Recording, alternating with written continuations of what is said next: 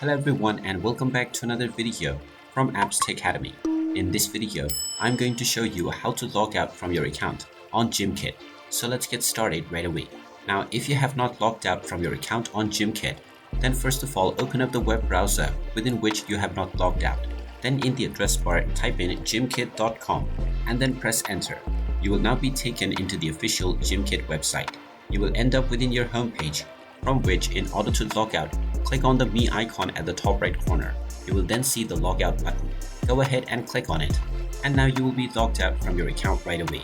If you wish to log back in, you can click on the Login button and proceed forward with your email address or your Google account to log back into your account. And there you have it. That is how easy it is to log out from your Gimkit account. If you find this video helpful, make sure you hit that like button and subscribe to our channel if you haven't done so already. Also ring that notification bell to never miss another update from us.